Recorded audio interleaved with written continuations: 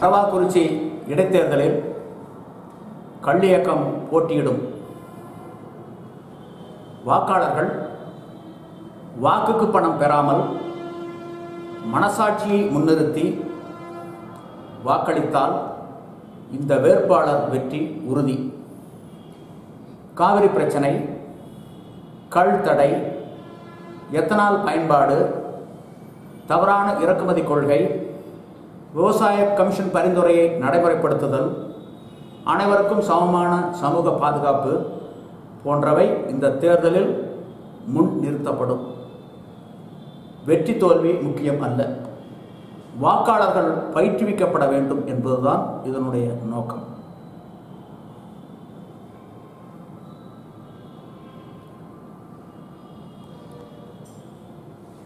சுற்றுலா வேனில் வந்த கர்நாடக பெண்களிடம் 2 ஏட்டுகள் அத்துமீறி நடந்திருக்கின்றார்கள்.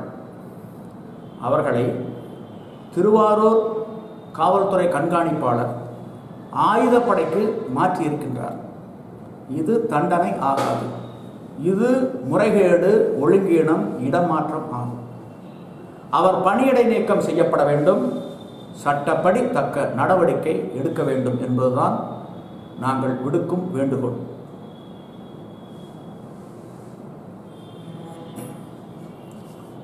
தெலுங்கானாவில் தேர்தல் நடைபெற உள்ளது. தேர்தல் பிரச்சாரத்தில் வாக்காளர்களை அமர வைத்து வேட்பாளர்கள் அவர்களுக்கு முடிவெட்டி விடுவதும், முகச்சவரம் செய்வதும், குளிப்பாட்டுவதும் நடைமுறையில் இருக்கிறது. பத்திரிகைகளில் செய்தியாக வந்திருக்கின்றது. இவ்வாறான செயல் ஜனநாயகத்தை இழிவுபடுத்தக்கூடிய ஒன்று ஆகும். தேர்தல் ஆணையம் இவர்கள் மீது தக்க நடவடிக்கை எடுக்க வேண்டும். இந்திய ஜனநாயகம் கீழ் நோக்கி சென்றுவிடக்கூடாது. ஒரு நாகரிகமான ஒரு ஜனநாயகம் என்பதை நாம் நிலைநிறுத்த வேண்டும். எடப்பாடி பழனிசாமி தலைமையிலான அரசு 100 நாள் சாதனையை வெளியிட்டது. அதில் முதலிடத்தில் இருந்தது நீரா இறக்கி விற்கப்படும் என்பதுதான். இந்த திட்டம் தோல்வியை நோக்கி வேகமாக சென்று கொண்டிருக்கின்றது. இந்த திட்டம் வெற்றி பெற வேண்டுமேயானால் விதித்திருக்கக்கூடிய நிபந்தனைகள் முற்றிலும் அகற்றப்பட வேண்டும். பனை, தென்னை, ஈச்ச மரங்கள் இருந்தால் நீரா இறக்கியும் குடித்தும் விற்றும் கொள்ளலாம். மதிப்பு கூட்டப்பட்ட பண்டமாக மாற்றி உள்நாட்டிலும் உலக அளவிலும் சந்தைப்படுத்திக் கொள்ளலாம். அரசனுடைய தலையீடு, குறுக்கீடு இருக்காது. அதே நேரத்தில் கலப்படம் போன்ற தவறுகள் நடப்பதாக கண்டறியப்பட்டால் கடுமையான தண்டனை இருக்கும் என்ற அறிவிப்போடு நிறுத்திக் கொண்டால் இந்த திட்டம் வெற்றியடையும், இல்லையே தோல்வியில்தான் போய் முடியும். இந்த முதல் சாதனை வெற்றியடைய வேண்டும். முதல் கோணல் முற்றிலும் கோணல் என்று ஆகிவிடக்கூடாது. வரும் 2019 பொது தேர்தலை முன்னிட்டு ஒரு தேர்தல் அறிக்கை, எலெக்ஷன் மேனிஃபெஸ்டோ தயாரித்து அது வரும் 2019 ஜனவரி மாதத்தில் வெளியிடப்படும். இது ஒவ்வொரு கட்சியினுடைய தலைமைக்கும் அனுப்பி வைக்கப்படும். வரும் டிசம்பர் மாதம் 17, 18, 19 ஆகிய தேதிகளில் கோவை முதல் சென்னை வரையிலான ஒரு பரப்புரை பயணம், பனை, தென்னை மரங்களை காக்க கோரி நடைபெறும். இந்த பயணத்தின் முடிவில் முதலமைச்சர் அவர்களை சந்தித்து கள்ளுக்கு விதித்திருக்கக்கூடிய தடையை நீக்கி அறிவிக்க வேண்டும் என வலியுறுத்தப்படும். இது முடியாமல் போனால் கள்ளேகத்துடன் வாதிட்டு இந்த அரசு வெற்றி கொள்ள வேண்டும் என்ற நெருக்கடி கொடுக்கப்படும். கால்நடைகளை ஃபுட் அண்ட் மவுத் டிசீஸ் என்று சொல்லக்கூடிய வாய்க்கட்டு, கால்கட்டு, வாய்சப்பை நோய், கோமாரி நோய், ஈரோடு மாவட்டம் சத்தியமங்கலம் பகுதியில் தாக்கியிருக்கின்றது. இது 4-5 ஆண்டுகளுக்கு ஒரு முறை இது வெளியே தலை காட்டும். இந்த நோய் வந்துவிட்ட பிறகு தடுப்பூசி இல்லை. இந்த கால்நடைகள் பராமரிக்கப்பட வேண்டும். தக்க அறிவுரையை விவசாயிகளுக்கு வழங்க வேண்டும். இறந்து போகும் கால்நடைகளை ஆழமாக புதைக்க வேண்டும். பொதுவாக ஒரு கன்றுக்குட்டி இறந்துவிட்டால் அதை விவசாயிகள் கால்வாய்களிலோ ஆற்றிலோ தூக்கி எரிந்து விடுகின்றார்கள். அந்த நீர் செல்லும் இடங்களெல்லாம் இந்த நோய் பரவி விடுகின்றது. சந்தையை கண்காணிக்க வேண்டும். அப்படி கண்காணித்தால் மட்டுமே இந்த நோய் கட்டுக்குள் இருக்கும். அரசாங்கம் தக்க நடவடிக்கை எடுக்காமல் போனால் அடுத்த ஆண்டு பால் தட்டுப்பாடு கட்டாயம் ஏற்படும். எரிபொருளாக எத்தனாலை பயன்படுத்த வேண்டும் என 2012 கோவை முதல் புதுடெல்லி வரையிலான ஒரு பரப்புரை பயணத்தை மேற்கொண்டோம். அப்போது மன்மோகன் சிங் தலைமையிலான அமைச்சர்களிடம் மனு கொடுத்தோம். இதுவரை எந்த நடவடிக்கையும் இல்லை. இப்போது வந்திருக்கக்கூடிய நெருக்கடிக்கு ஒரு நிரந்தர தீர்வு வாகன எரிபொருளாக எத்தனாலை அமெரிக்காவை போல பிரேசிலை போல 85% பயன்படுத்துவதுதான். அப்படி பயன்படுத்தினால் ஒரு பேரல் கச்சா எண்ணெய் கூட எண்ணெய் வள நாடுகளிலே இருந்து இறக்குமதி செய்ய வேண்டிய அவசியம் இருக்காது. 10 லட்சம் கோடி அளவுக்கு அந்நிய செலாவணி ஆண்டுதோறும் இழப்பும் இருக்காது. அப்படி தன்னிறைவு பெறுகின்ற பொழுது நாடு வல்லரசாவதை எந்த ஒரு சக்தியாலும் தடுத்து நிறுத்திவிட முடியாது. இதற்கு முதல் கட்டமாக இந்தியாவில் இருக்கக்கூடிய 560 சர்க்கரை ஆலைகளில் ஒரு பகுதியை எத்தனால் ஆலைகளாக மாற்றி அமைக்க வேண்டும். தமிழ்நாட்டில் வரும் இடைத்தேர்தல்கள் நியாயமாக நடக்கும் என்ற நம்பிக்கை எங்களுக்கு இல்லை. பொதுவாக வாக்காளர்களுக்கு பணம் கொடுத்து பழக்கிவிட்டார்கள். என்னுடைய வீட்டில் 7 ஓட்டு எவ்வளவு கொடுப்பாய் நீ எனக்கு என பேரம் பேசி குத்தும் நிலையில் இன்றைய வாக்காளர்கள் இருக்கின்றார்கள். கொள்ளையடித்து குவித்து வைத்திருப்பதை கொடுப்பதற்கும் அவர்கள் தயாராகிவிட்டார்கள். ஜனநாயகம் பணநாயகமாக வேகமாக மாறிக்கொண்டிருக்கின்றது. இதற்கு ஒரு முற்றுப்புள்ளி வைக்க வேண்டும் என்பதுதான் எங்களுடைய ஆதங்கம். அதற்காகத்தான் நாங்கள் இந்த தொகுதிகளில் போட்டியிடுகின்றோம். இவர்களுடைய முகத்திரையை வாக்காளர்கள் உட்பட ஜனநாயகத்துக்கு வேட்டு வைக்கக்கூடிய அனைவருடைய முகத்துறையையும் கிழிப்பதற்குத்தான் எங்களுடைய போட்டி. ஆனால் இந்த 30 தொகுதிகளிலும் நியாயமாக தேர்தல் நடக்கும் என்ற நம்பிக்கை எங்களுக்கு இல்லை. இதுதான் யதார்த்த உண்மை. எல்லா கட்சியும் கொடுக்குறாங்க, ஆளுகின்ற கட்சி அள்ளி கொடுக்குறாங்க, எதிர்கட்சி கொஞ்சம் குறைவாக கொடுக்குறாங்க, மற்ற கட்சிகளில் கிள்ளி கொடுக்குறாங்க. ஆக அந்த தேர்தல் ஆணையம் நிர்ணயித்திருக்கக்கூடிய அளவுக்கு மேலாகத்தான் பல கட்சிகள் செலவு செய்கின்றன. ஆனால் பொய் கணக்குகளைத்தான் காட்டுகின்றனர். தமிழக முதல்வரோட ராசினால தான் தமிழகத்தில் இப்போ மழை பெய்யுதுன்னு ஒவ்வொரு அமைச்சர்கள் ஒவ்வொரு பொதுக்கூட்டம் மற்றும் ப்ரெஸ் மீட்லாம் சொல்கிறாங்க.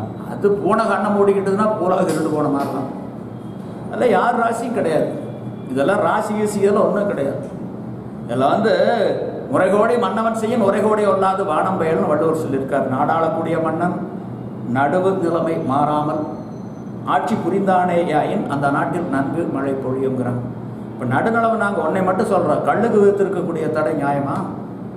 எம்ஜிஆர் காலத்தில் 30 ஆண்டுகளுக்கு முன்பு விதித்த தடை நியாயமா? நியாயமாக நிரூபிங்க. உங்கள் ஆட்சி நல்ல ஆட்சி, மழை பெய்யுதுன்னு நாங்கள் ஒத்துக்கிறோம். அப்புறம் எங்களுடைய சவாலை ஏற்று வாதிட உங்களுக்கு துணிவு கிடையாது, முதுகெலும்பு கிடையாது. அது அப்படி இருக்கின்ற பொழுது எப்படி நல்லாட்சி என்று உங்களால் சொல்ல முடியும்? ஏன் இதுக்கு முன்னாடி இருந்த கருணாநிதி அவர்களும் எங்களுக்கு வாதித்து வரல, ஜெயலலிதாவும் வரல. அந்த 10 கோடி ரூபாய் பரிசை எளிதாக பெறும் விதமாக அஸ்வமேத யாகங்கள் கோவையிலும் சென்னையிலும் நடத்தப்பட்டன. அந்த யாக குதிரையை தடுத்து நிறுத்தி வாதிட அரசுக்கோ அரசியல் கட்சிகளுக்கோ முதுகெலும்பு இல்லை என்பதுதான் நாங்கள் வைக்கக்கூடிய ஒரு குற்றச்சாட்டு. இப்போ எடப்பாடி பழனிசாமி முதலமைச்சராக இருக்காரு. இவருக்கு சவால் விடும் விதத்தில் வரும் 2019 ஜனவரி மாதம் 21ஆம் தேதி இதே சென்னையில் இளைஞர்களை, இயற்கை ஆர்வலர்களை முன்னிறுத்தி அந்த அசுமேத யாகம் நடத்தப்படும். இது இந்த அரசுக்கு நாங்கள் விடுக்கும் சவாலே ஆகும். பாதுகாக்க வேண்டியது காலத்தினுடைய கட்டாயம். ஏன்னா ஹைட்ரோ கார்பன்லாம் எடுத்ததுன்னா அது வந்து ஒரு வேளாண் மண்டலம். சொல்லும்போது தென்னிந்தியாவினுடைய அரிசி கிண்ணம்னு சொல்லுவாங்க, ரைஸ் பவுல்னு சொல்லுவாங்க. அது பாழ்பட்டு போய்விடக்கூடாது. மேலும் பார்த்தீங்கன்னா அது எடுத்தீங்கன்னா கடல் நீர் உள்ள வரும். அதனால ஒட்டுமொத்தமாக அந்த பாசன பகுதியே பாதிக்கப்படும். ஆகவே அது ஒரு வேளாண் மண்டலமாக அறிவிக்கப்பட வேண்டும்னு சொல்றது வந்து நியாயம்தான். அது வந்து மாற்று கருத்து கிடையாது. அரவக்குறிச்சி தேர்தலில் எதை முன்னிறுத்தி நீங்கள் நிறுத்துறீங்க? அரவக்குறிச்சி தேர்தலில் இப்போது நடக்கக்கூடிய லஞ்சம், ஊழல், முறைகேடு, ஒழுங்கீனம் இவற்றிற்கு ஒரு தீர்வு காண வேண்டும் என்பதை நாங்கள் முன்னிறுத்துகின்றோம். அதுபோக கல்தடை, தவறான காவிரி தீர்ப்பு அதை ஏற்றுக்கிட்டது, விவசாய கமிஷன் பரிந்துரையை நடைமுறைப்படுத்தாமல் இருப்பது, எத்தனாலை வாகன எரிபொருளாக பயன்படுத்த மறுப்பது, இறக்குமதி செய்து அதுக்கு மானியம் கொடுத்து அதை ரேஷன் கடைகளில் கொடுத்து நாட்டை காலனி ஆதிக்கமாக தொடர்ந்து 72 ஆண்டுகளுக்கும் மேலாக கொண்டு சென்று கொண்டிருப்பது, சமமான சமூக பாதுகாப்பு, இதைத்தான் நாங்கள் வந்து முன்னிறுக்கிறோம். நியாயமான கோரிக்கை. எங்கள் கோரிக்கையில் நியாயம் இல்லாமல் எங்கள் இல்லைன்னு யார் நிரூபித்தாலும் எங்களுடைய நிலைப்பாட்டை நாங்கள் மாற்றிக்கொள்வதற்கு நாங்கள் தயாராக இருக்கின்றோம். ரெண்டாவது இன்னொன்று, பாண்டியார் பூர்ணவிழான்னு சொல்கிறாங்கல்ல, அது தமிழ்நாட்டில் உற்பத்தியாகி கேரளாவுக்குள்ளே நுழைஞ்சு சாலியாத்தில் கலந்து கள்ளிக்கோட்டைக்கு பக்கத்தில் கடலில் கலக்குது. சுமார் 150 டிஎம்சி தண்ணீர் ஆண்டுதோறும் பயன்பாடு இல்லாமல் கடலுக்கு போகுது. அதை தமிழ்நாட்டு எல்லையில் தடுப்பானை கட்டி தமிழ்நாட்டுக்கு திருப்பினா 14 டிஎம்சி தண்ணி இன்றைய தேதியில் கிடைக்கும். இந்த திட்டத்தை கேரளாவுக்கு மின்சாரம், தமிழ்நாட்டுக்கு தண்ணீர், மத்திய அரசு நிதி, இந்த அடிப்படையில் நிறைவேற்றிட வேண்டும். அப்படி நிறைவேற்றினா அத்திக்கடவு அவனாசி திட்டத்துக்கு 2 டிஎம்சி தேவை. இப்போ இந்த அரவாக்குறிச்சி தொகுதியில் 19,500 ஏக்கர் கைவிடப்பட்டிருக்கு. ஏன்னா ஒரத்துப்பாளையம் அணையில் வந்து திருப்பூருடைய சாயக்கழிவு தேங்கிறதுனால பல ஆண்டுகளாக தண்ணீர் திறக்கப்படவில்லை. இதுக்கு என்னன்னா பவானிசார் அணை கொண்டு வந்து இந்த பவானிசாரனுடைய தலைமை கால்வாய் 124 மைல் நீளம், அது வந்து அத்திப்பாளையத்தில் தான் நீர்த்தேக்கத்தில் தான் வந்து முடியுது. அந்த 2 டிஎம்சி இங்கே கொண்டு வந்துட்டா ஆண்டு முழுவதும் இந்த 19,500 ஏக்கருக்கு தண்ணீர் விட முடியும். இதை நாங்கள் முன்னிறுத்துறோம். இதை வந்து இதுவரையிலும் யாரும் சொல்லலை, எங்களை தவிர யாரும் சொல்லலை. இதை முன்னிறுத்துறோம். இதுக்கு வந்து நில ஆர்ஜிதமே தேவையில்லை. இன்னைக்கு நில ஆர்ஜிதம்னு போனால் தான் பல சிக்கல் வருது. இப்போ 8 வழிச்சாலை அதுக்கு நில ஆர்ஜிதத்துக்கு போனால் தான் பிரச்சனை வருது. இது வந்து தலைமை கால்வாய் 124 மைல் நீளம் இருக்கு. ஆகவே அதன் வழியாக கொண்டு வந்துடலாம். ஆக நில ஆர்ஜிதம் தேவையே இல்லை. இந்த 19,500 ஏக்கரையுமே கீழ்பவானி பாசனத்தோடு இணைச்சு விடலாம். இது மிக எளிது. இதில் வந்து பெருசாக வந்து செலவே கிடையாது. ஆக இந்த திட்டத்தை நிறைவேற்றணும். இதை முன்னிறுத்த போகிறோம். சிலையை வந்து திறந்திருக்காங்க. அவர் ஒரு இரும்பு மனிதருங்கிறது உண்மைதான். அவர் வந்து சமஸ்தானத்தை இணைத்தாருங்கிறது 100க்கு 100 உண்மை. அவர் இல்லாமல் போனால் சமஸ்தானம் இணைச்சிருக்காரு. அந்த சர்தார் வல்லபாய் பட்டேலை வந்து எல்லாருமே நாட்டில் எல்லாருமே போடுறாங்க. ஒரு இரும்பு மனிதர். அதாவது சர்தார் வல்லபாய் பட்டேலை பற்றி சொல்லும்போது ஒரு நிகழ்வு, ஓமந்தூர் ராமசாமி ரெட்டியார் வந்து இங்கே முதலமைச்சராக இருந்தார். அப்போ அவர் மேலே வந்து சில ஊழல் புகார் இங்கிருந்து எழுதுகிறாங்க. அதை விசாரிக்கிறதுக்கு வர்றார். அவர் அப்போ உள்துறை அமைச்சர் சென்னை வரார். அப்போ மதராஸ் வரார். அப்போ பிரிக்கப்படாத மதராஸ் மாகாணம் வர்றார். ஓமந்தூர் ராமசாமி ரெட்டியார் போய் வரவேற்பார்னு இவர் எதிர்பார்க்குறாரு. ஆனால் உள்துறை அமைச்சர் வரவேற்கு இவர் போகலை. இவர் வேலையை பார்த்துட்டு இருந்திருக்காரு. அப்புறம் தொலைபேசியில் தொடர்பு கொண்டிருக்காரு. என்ன நீங்கள் வருவீங்கன்னு எதிர்பார்த்த, நீங்கள் வரலையே, நீங்கள் என் மேலே ஊழல் புகார் வந்திருக்கு, விசாரிக்க வந்திருக்கீங்க, உங்களை நான் ஏன் எதுக்காக வந்து பார்க்கணும்? எனக்கு நிறைய வேலை இருக்குது, அந்த வேலையை நான் பார்க்குறேன், உங்கள் வேலையை நீங்கள் பாருங்கள். இப்படி சொன்னார் ஓமந்தூர் ராமசாமி. ஆடி போயிட்டார். ஆகா, இப்படிப்பட்ட உத்தம மனிதர்கள் மேலே புகார் சொல்லியிருக்காங்கன்னு சொல்லிட்டு இவர் நல்லவராக தான் இருப்பார், விசாரிக்க வேண்டிய அவசியம் இல்லைன்னு போயிட்டார். அப்படிப்பட்ட ஓமந்தூர் ராமசாமி ரெட்டியார் தன்னுடைய பதவியை ராஜினாமா பண்ணிட்டு என்ன சொன்னார்? நான் அரசியல் சந்தனம் என்று ஆரம்பத்தில் நினைத்திருந்தேன், சாக்கடை என்பதை உணர்ந்து கொண்டேன். இனிமேல் அரசியலை பற்றி வாய் திறக்க மாட்டேன்னு சென்னையிலிருந்து மதராசிலிருந்து வடலூர் வரல கால்நடையாகவே போனார். சாகர வரல அரசியலை பற்றி வாய் திறக்கலை. அப்படிப்பட்ட உத்தம மனிதர். அந்த மனிதரை அடையாளம் கண்டு விட்டார். அப்படிப்பட்ட நபர் சர்தார் வல்லபாய் பட்டேல். அது எப்படி நடந்தது? அது வந்து உண்மையிலேயே ஒரு விசாரணை பண்ணி யார் அந்த தவறுக்கு காரணமானவர்களோ அவர்கள் கட்டாயம் தண்டிக்கப்பட வேண்டும். கண்டிக்கப்படுவதோடு நிறுத்திவிடக்கூடாது, தண்டிக்கப்பட வேண்டும். அப்படி தண்டிச்சாதான் இனிமேல் அப்படிப்பட்ட தவறுகள் நடக்காது. அதுதான் வள்ளுவர் சொல்லும்போது தக்காங்கு நாடி தலை செல்லா வண்ணத்தால் ஒத்தாங்கு உறுப்பது வேந்து. ஒருவருக்கு தண்டனை கொடுப்பதனுடைய நோக்கம் என்ன? அவர் இனிமேல் அப்படிப்பட்ட குற்றத்தை செய்யக்கூடாது. அவருக்கு கொடுக்கக்கூடிய தண்டனையை கேட்பவர்கள் பார்ப்பவர்கள் உள்ளத்தில் அத்தகைய குற்ற எண்ணம் வரக்கூடாது. அடுத்தவங்களுக்கு ஒரு அச்சத்தை ஏற்படுத்தணும். இந்த மாதிரி தவறு செஞ்சால் நம்மளுக்கு இதே தண்டனை தான், ஒரு எச்சரிக்கை. ஆக அந்த அடிப்படையில் அந்த பிழையை செய்தவர் கட்டாயம் தண்டிக்கப்பட வேண்டும். கண்டிப்பதோடு விட்டுவிடக்கூடாது. உங்களுடைய பார்வையில் எதுங்க? அது நான் கண்டனம் தெரிவிக்கிறேன், தப்பு. அதாவது அவ்வாறான ஒரு பிழையை செய்ததை நாங்கள் வன்மையாக கண்டிக்கின்றோம். இது வந்து தவறுங்கிறது தெரியாத செய்யறதை ஏற்றுக்கொள்ளணும். திட்டமிட்டு செய்திருந்தால் கடுமையான தண்டனை கொடுக்கப்பட வேண்டும்.